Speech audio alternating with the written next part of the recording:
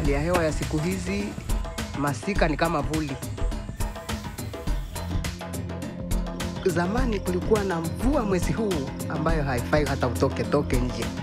Lakini kwa siku hizi, hapana. Ni jua tu.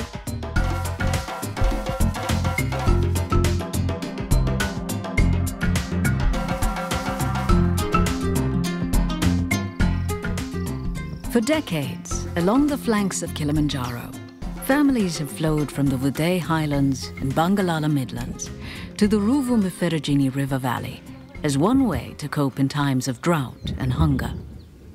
As in any family, the decision to move is rarely an easy one.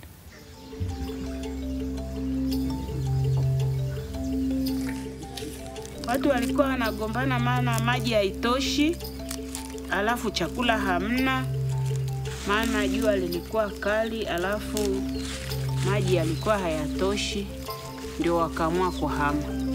Sisi tukawa tunabaki kwa ajili ya familia ile inayosoma. Hilo ndio tatizo la kule. Wanalima wanavuna, lakini nao maendeleo ya shule hamna. Na sisi huku kilichotubakisha huku ni kwa ajili ya shule. Aminieli John Msuya lives in the highlands of Vudee. Her husband moved to the Ruvu-Mferejini Valley to farm and bring their family food, until he became ill. Ameugua sasa hapa akafariki. Lakini tangu afariki, mimi nalima mwenyewe na watoto wangu. Huyu ni mjukuu wa watoto wa kike. Mama yake huyu yuko Dar es Salaam. Nakaa na mjukuu. Ili nimpate wa kunichotea maji. Many families who moved to the river valley were able to avoid hunger and build better lives. But now, living in Ruvu-Mferejini has its own risks, with more frequent droughts, irregular irrigation from dams, and unpredictable rainfall patterns. Mimi nikitoka mlimani, nilifuata maji kwenye ile bonde la Ruvu.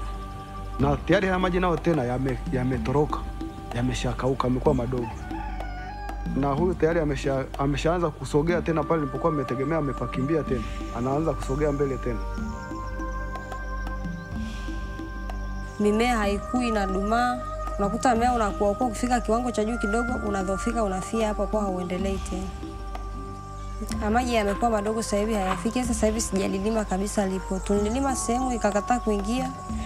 Mahindi yakafa basi nikaacha kwanza.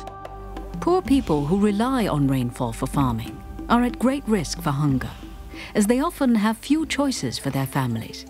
Sometimes even migration is not an option. Many people are in essence trapped in a cycle of poverty. Unajua sio kwamba sisi tumefanana. Kuna wengine wako juu kidogo ndio wanaotufaa. Wanatutafuta, tunaenda kwa hata kama ni kufagia mazizi, tunafagia, tunapewa, tunapata kula, tunaishi. Mvua ikishakatika hatuna la kufanya.